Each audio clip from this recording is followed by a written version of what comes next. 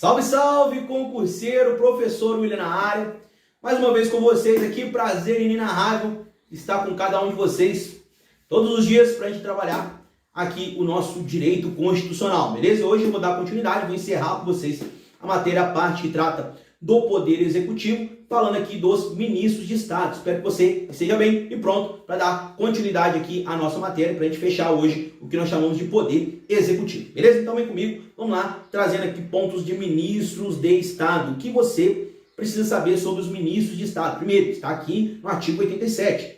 Quais são os requisitos para que você se torne um ministro, beleza? Então quais são os requisitos para você se tornar um ministro? Então eu digo que são alguns, vamos lá. Dentre os brasileiros maiores de 21 anos no exercício de seus direitos políticos. Olha só que coisa legal, tá? Então, para tu ser ministro, o que você precisa? Primeiro, ter 21 anos de idade, tá? 21 anos de idade. É a mesma idade lá do deputado estadual, deputado federal. Lembram disso? Nós falamos disso lá atrás, das idades específicas? Sim, tá? Então, aqui, 21 anos de idade, mais o que tu precisa? Ser brasileiro, ó.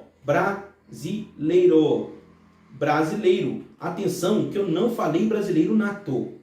O ministro, professor, o ministro então pode ser um naturalizado? Pode. Nós temos um só, uma exceção, que é um ministro que não pode ser naturalizado. Nós já falamos dele, que é lá no artigo 12, né? Que é o ministro de Estado de Defesa. O ministro de Estado de Defesa é o mp3.com. Se você já assistiu comigo, você lembra, né? Que é no mp3.com, o nosso mnemônio, o único ministro lá que realmente, dos ministros de Estado, que realmente é um cargo privativo de brasileiro nato, é o ministro de Estado da Defesa, tá? Então, os ministros aqui podem ser brasileiros naturalizados? Podem. Então, é ter 21 anos, ser um brasileiro, seja nato ou naturalizado, né? Com exceção do ministro de Estado da Defesa, que lá é só nato, e mais do que? E está no seu exercício dos seus direitos políticos, tá? Então, ele tem que estar no exercício ali dos seus direitos políticos plenos, assim chamados. E mais o que, professor? Ser amigo do presidente da República. Basicamente, olha que coisa legal. Então você se torna ministro sendo amigo do presidente, tu tem a confiança do presidente. Então tu pode ser ministro, tá vendo?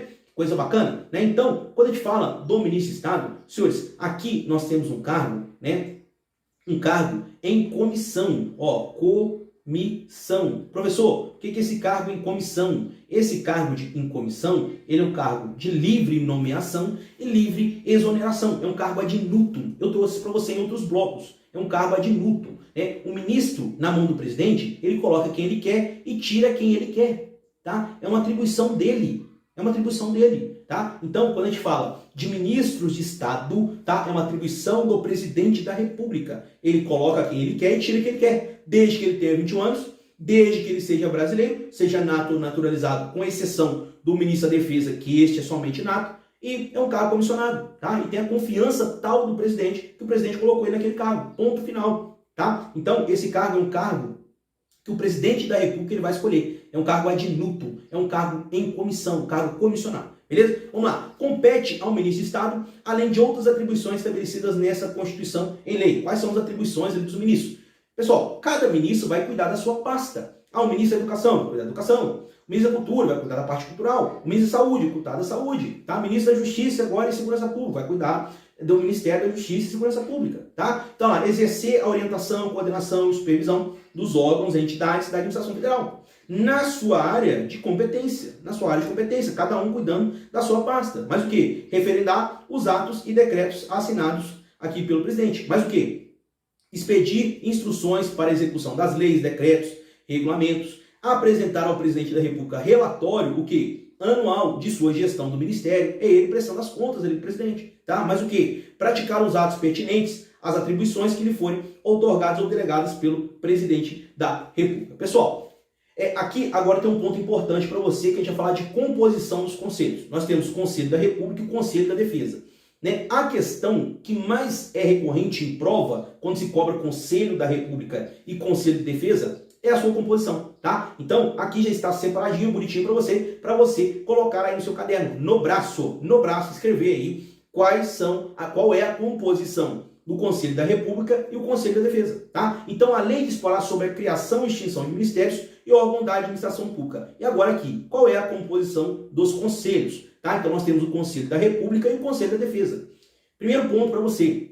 Esses são conselhos, o nome, conselhos. eles irão aconselhar o presidente. Então é lógico que o presidente não participa de um conselho que vai aconselhar ele mesmo, tá? Então é lógico que o presidente da República, ele não é aconselhado por ele mesmo. Por isso que a composição dos conselhos já começa aqui com o vice-presidente, ó, o primeiro deles, ó, vice-presidente da República, ó, vice-presidente da República, é para aconselhar. O presidente não está vinculado a ouvir o que for dito no Conselho da República, o que for dito no Conselho da Defesa, né? É lá ele vai consultar, né? Ele vai fazer aquela consulta, né? Para ele melhor orientar o seu governo, beleza? Então, qual é a composição do Conselho da República? Vice-presidente da República, presidente da Câmara, presidente do Senado. Esses aqui que eu trouxe para você, eles também estão em comum lá no Conselho da Defesa, ó, o vice-presidente, o presidente da Câmara e o presidente do Senado. Aqui está em vermelho um ministro que participa tanto do Conselho da República quanto do Conselho da Defesa.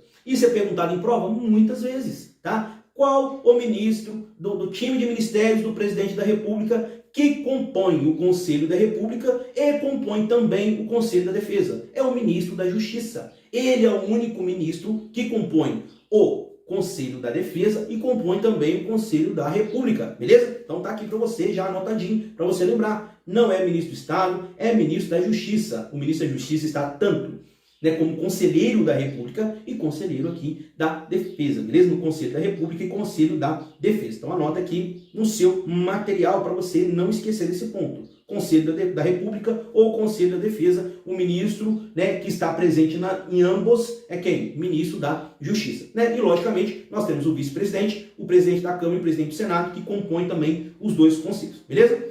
Aí nós teremos aqui no Conselho da República, né? Ela tem um cunho mais político. Esse Conselho da República ele tem um cunho mais político, né? Aqui não, aqui o pau já está provavelmente quebrando, que é o Conselho da Defesa, tá? Aqui é mais sério, é mais grave, tá? Mas vamos lá falar do Conselho da República. Mas quem compõe o Conselho da República? Lá, líderes da maioria e da minoria da Câmara dos Deputados, líderes da maioria e da minoria do Senado Federal e 6 cidadãos brasileiros. Esses 6 cidadãos aqui são 6 cidadãos que são brasileiros natos, pessoal, natos, tá? Então, além do mp3.com, que é um mnemônico que tu já conhece, que é mais velho que a minha avó, lá do artigo 12, né, que vai falar quais são os cargos que são privativos de brasileiro nato, aqui também nós temos 6 cidadãos que são brasileiros natos. E eu falo isso para você lá no artigo 12, né? Eu falo isso para você lá. Nós temos 6 cidadãos que devem ser também brasileiros natos. É aqueles que compõem o Conselho da República. Desses 6 cidadãos aqui, ó, 2 deles serão escolhidos, ó, 2 pelo presidente da República, aí 2 vai para a Câmara e 2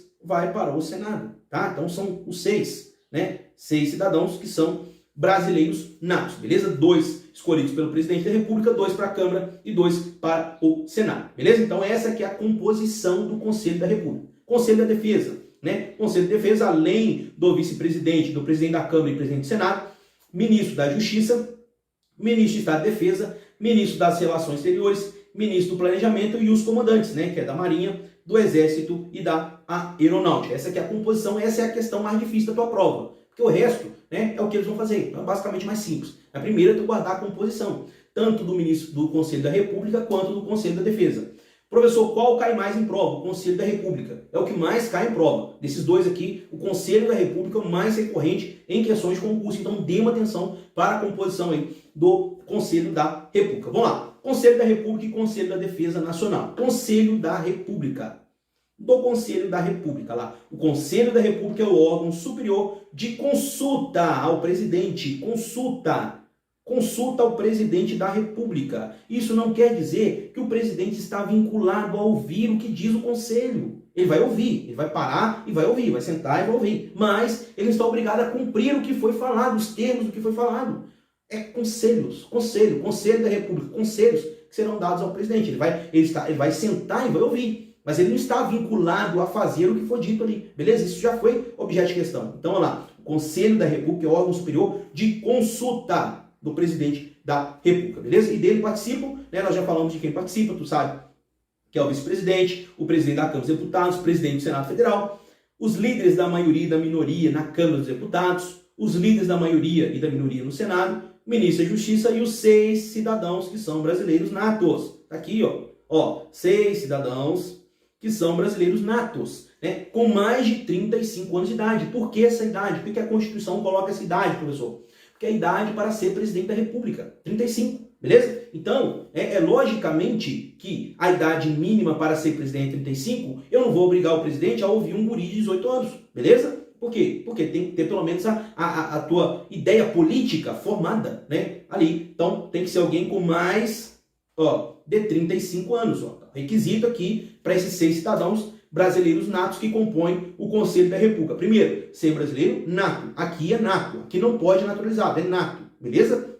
Desses 6 cidadãos que são brasileiros natos, nós temos aqui, né, requisito, ser brasileiro nato, mais de 35 anos de idade, porque ele vai aconselhar o presidente, mais de 35, tem que ter pelo menos a idade dele ou mais, tá? Sendo, né, a nomeação, dois nomeados pelo presidente, 2, igual eu falei com você, 2 já vai para o presidente da República, né? 2 eleitos pelo Senado Federal e 2 eleitos pela Câmara dos Deputados, todos com mandato de 3 anos, vedada a recondução, tá? Então isso aqui existe para haver essa sinergia entre governos, tá? Então o mandato do presidente de 4 anos, exatamente isso, que entra um, sai outro, entra um, sai outro. O mandato aqui desses conselheiros é o quê? De 3 anos, que vai haver essa sinergia, essa junção entre os governos, que sai um, entra outro, sai um, entra outro, tá? Então o que você precisa saber sobre esses cidadãos que são brasileiros natos, pontos importantes de prova. Primeiro, requisitos. Primeiro são 6, tu sabe?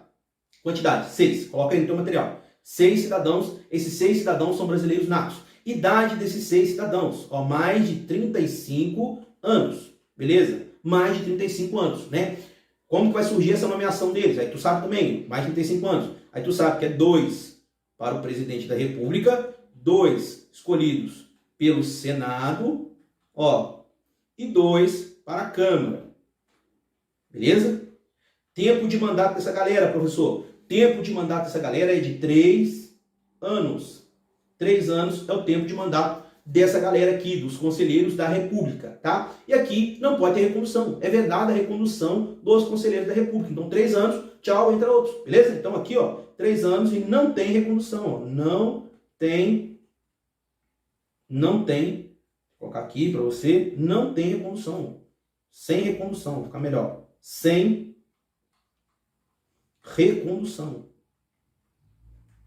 Aqui, tu que já é concurseiro velho, tu já sabe, né? Que aqui cabe uma gama de questões. Ele pode trocar dos 6 cidadãos, colocar 7, colocar 4, colocar 2. Ele pode colocar, trocar a idade, que é de 35, falar que é de 21, né? Falar que é de 18, né? E falar que 3 é nomeado para o presidente da República, mais 3 pelo Congresso, está errado. É 2 para o presidente, 2 para o Senado, 2 para a Câmara. Ele pode falar que o mandato é de 3 anos e que é autorizada a recondução, errado. Tá vendo que são várias questões em cima disso aqui? Né? É de 3 anos e é vedada a sua recondução. Tu tem que ficar safo nas questões de prova. Por quê? Porque o examinador de banco, ele olha isso. Ele vai em cima disso aqui. É isso aqui que é um prato cheio para ele trocar as questões. Beleza? Tranquilo, então. E quais as competências aqui do Conselho da República? Beleza? Então, quais são as competências? O que compete aqui ao nosso Conselho da República? Lá, intervenção federal, né? E vai aconselhar o presidente da República sobre a intervenção federal, estado de defesa e estado de sítio, né? E as questões relevantes para a estabilidade das instituições democráticas, né? Questões que julguem relevante para a estabilidade das instituições democráticas. É muito subjetivo, é muito aberto. Então o presidente quer se reunir com os conselheiros da República e vai lá e reúne, beleza? Porque aqui simplesmente não é algo totalmente específico. Você consegue ver que é muito aberto, é muito subjetivo. Eu acho que isso aqui é relevante para a estabilidade das instituições democráticas. Então, eu vou reunir um conselho da República. Ótimo, sem problema nenhum. Beleza? Tranquilo? Vamos lá, continuando com vocês. O presidente da República poderá convocar ministro de Estado, ele pode fazer essa convocação de ministro de Estado para participar da reunião, né? Além daqueles que já estão lá, tá? Do conselho, quando constar da pauta a questão relacionada com o respectivo ministério.